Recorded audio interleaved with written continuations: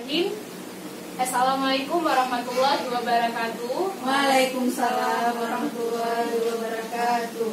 Alhamdulillahirrahmanirrahim. Terima kasih Ibu atas kehadirannya hari ini. Bagaimana kabarnya Ibu? Sehat. Alhamdulillah sehat semua Bu ya. Iya. Ini masih pagi Bu ya. Iya, Bu. Harus semangat ya. Iya, Bu. Oke. Alhamdulillah. Jadi Ibu, hari ini kita akan membahas mengenai modul perlindungan anak yang sudah dijelaskan oleh teman saya barusan, Andi Muhammad Bu ya. Nah, pada sesi ini kita akan membahas tentang penelantaran dan eksploitasi anak. Sebelum kita masuk, kira-kira di lingkungan ibu-ibu nih sekalian, ada nggak kejadian ataupun hal yang pernah ibu lihat tentang penelantaran anak? Ada nggak? Ada, Bu. Ada. Ibu Hilda dulu gimana Jadi ceritanya? kan suami istri ini dia bercerai. Jadi anaknya nggak mau dibawa sama mamanya, nggak mau dibawa sama ayahnya. Jadi akhirnya dia lari ke tempat neneknya. Anaknya? Ya. Jadi dia nggak mau kemana-mana ya, karena ayahnya bercerai.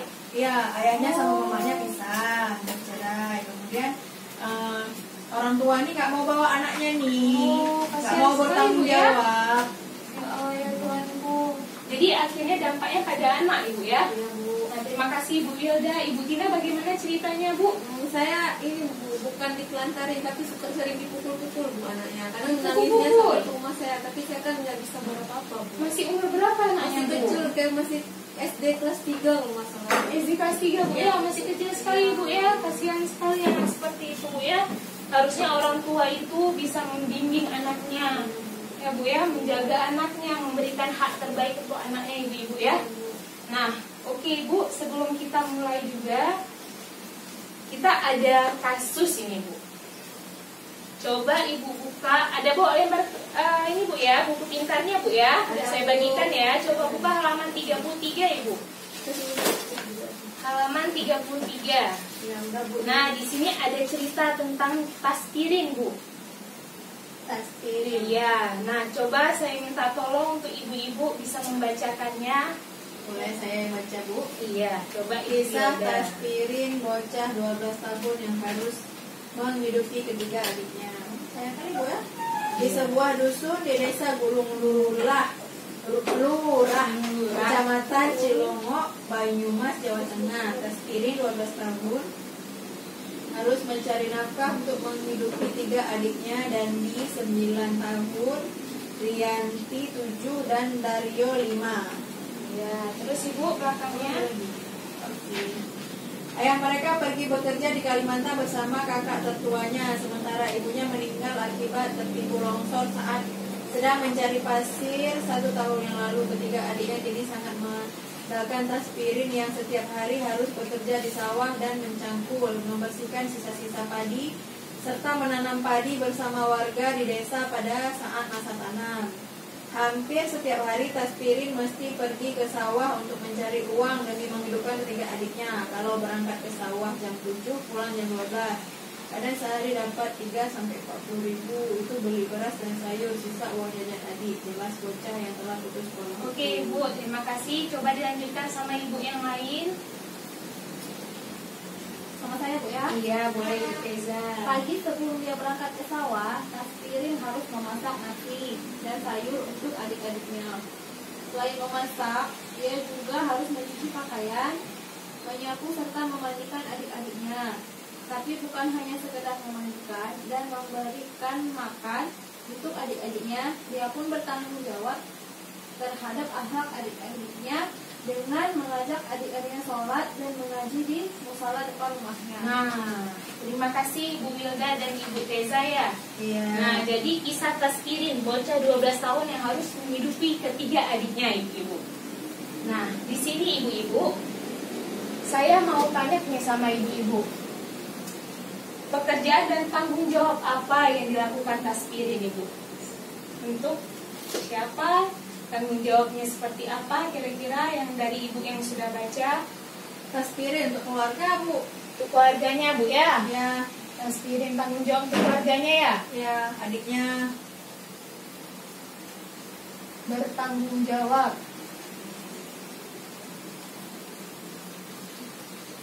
untuk adik-adiknya, Bu ya. Pekerjaan apa, Bu, yang dilakukan Tasfirin, Bu? Dari kasus kita pergi sawah, Bu. Pergi ke sawah, Bu ya, pekerjaannya ya. Ya.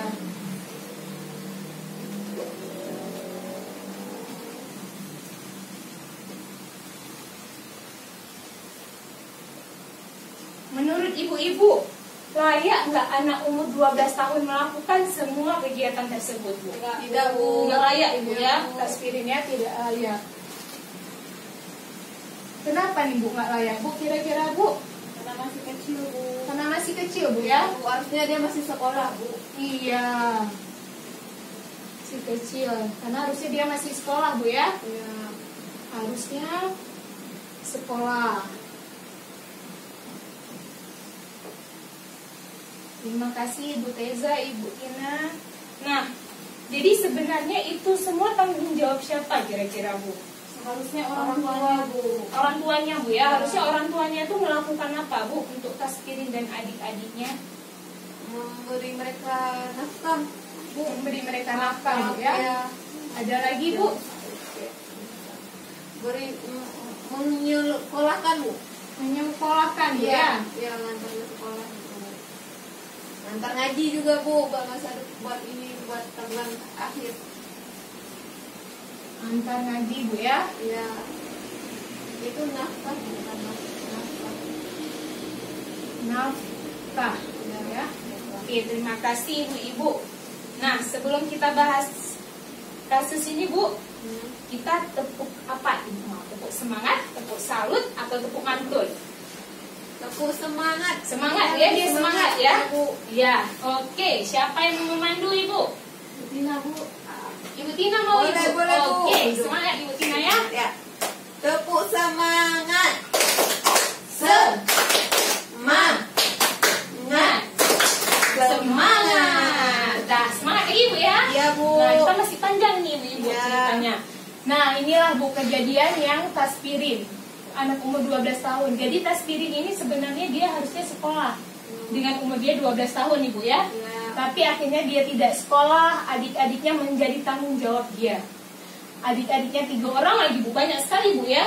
Ya, Bu. 3 orang harus dia hidupi semuanya. Dia kasih jajan, dia kasih makan, dia bersihin rumah, pakaian anaknya dia selesai, maksudnya pakaian adiknya dia semua yang ngurusin.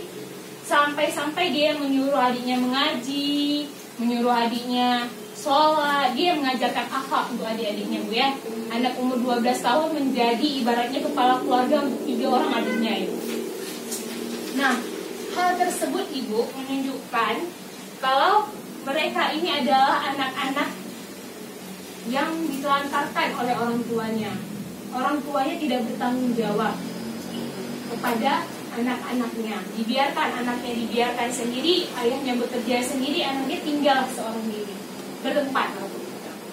Tapi anaknya yang berumur di bawah umur ya, Ibu ya, di bawah 18 tahun, yang harusnya mendapat bimbingan, yang mendapat asuhan, pendidikan dari orang tuanya, tapi tidak mereka dapatkan. Oke, Ibu-ibu. Nah, sama juga kejadian kalau kita, Bu ya.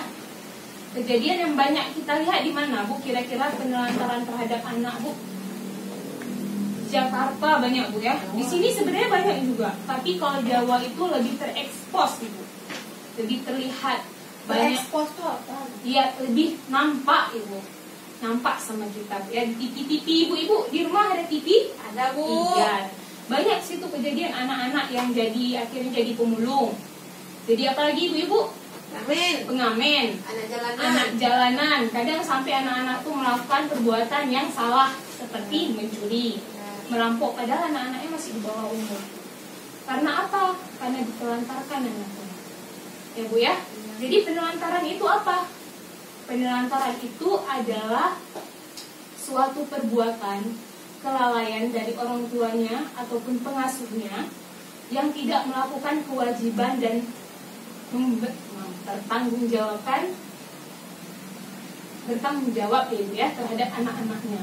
Ya seharusnya anaknya mendapatkan hak ini, hak hidup, hak pendidikan, hak untuk bermain, hak untuk diasuh oleh orang tuanya, kasih sayang orang tuanya, perhatian, hal sederhana ibu sebenarnya.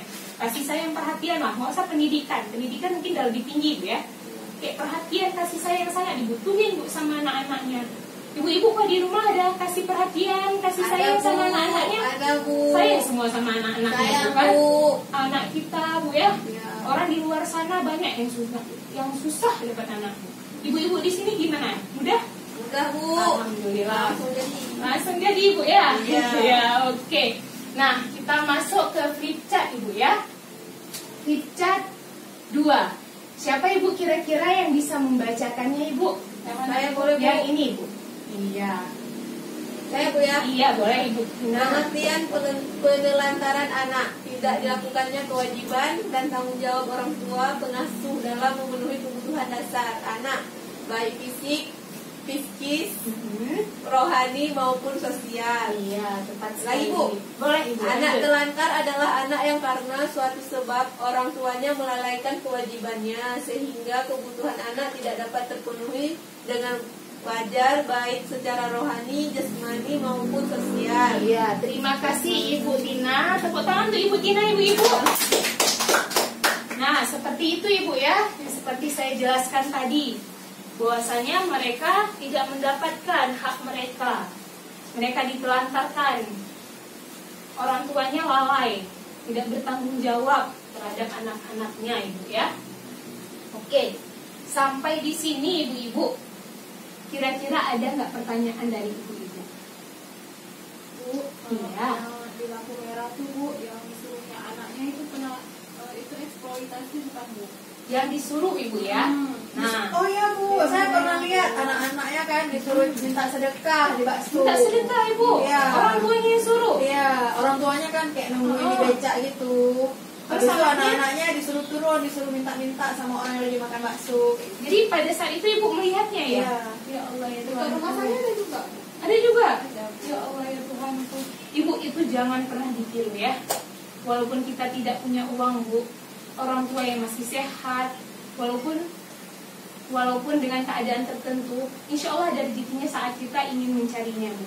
Kita bersungguh-sungguh, niat kita baik, insya Allah ada bu. Nah kejadian seperti itu ibu menyuruh anaknya ini sebenarnya nggak tahu apa-apa ibu. Anak tuh nggak ngerti kalau orang tuanya yang tidak mengajarkannya.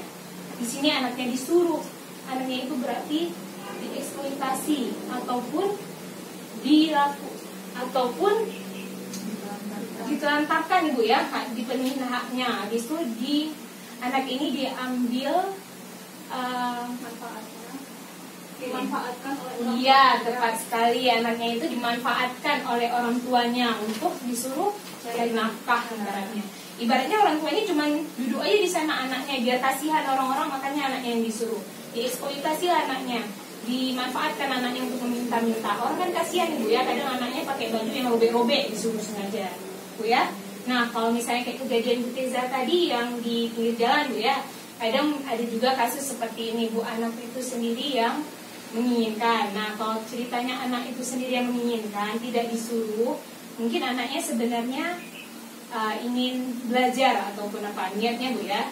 Nah itu bukan eksploitasi termasuk, tapi saat anak dimanfaatkan, diwajibkan sama orang tuanya untuk melakukan itu, berjualan aja disuruh anaknya tapi dipaksa, itu udah termasuk eksploitasi ya bu ya. Kalau ada orang seperti itu, alangkah baiknya coba kita nasihati baik-baik, jangan kita marah-marahin atau seperti apa, tapi sebaik-baik kita ngomong. Tapi kalau mereka tidak menerima, ya udah hak mereka ya. Oke, sampai di sini bu, ada pertanyaan lagi bu? Bentar bu. Cukup bu, udah ngerti semua ibu ya. Iya, jadi pembahasan kita ini tentang penelantaran anak. Nah, jangan sampai ibu-ibu di sini melakukan penelantaran terhadap anaknya. Lakukan kewajiban ibu, tanggung jawab ibu. Bukan ibu aja, bapak di rumah juga bu. Bapak, ibu sebagai orang tua harus bertanggung jawab pada anak-anaknya untuk memenuhi hak anaknya. Jangan pernah anak dilarang bermain, boleh tugas, tapi waktunya dibatasi. Hak anak untuk bermain, hak anak untuk mendapatkan pendidikan, kesehatan, kasih sayang, perhatian, jangan lupa ibu ya. Nah, di sini ibu Desi ibu-ibu sekalian juga sama-sama belajar, bukan maksud menggurui Ibu ya. Jika ada sesuatu yang baik tolong diambil, ya Ibu ya. Jadi ibu-ibu di sini mau kan mempraktekannya di rumah? Mau. Alhamdulillah ibu-ibu ya. Nah, untuk tahap selanjutnya akan dijelaskan oleh teman saya Ibu Muhammad Supali. Jadi untuk saat ini kita sampai di sini dulu Ibu. Kita bertemu lagi di bulan depan insya Allah.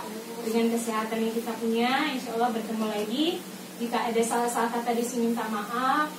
Kita sama-sama belajar. Bisa akhiri dengan wabillahi taufiq wa hidayah. Wassalamualaikum warahmatullahi wabarakatuh. Waalaikumsalam warahmatullahi wabarakatuh.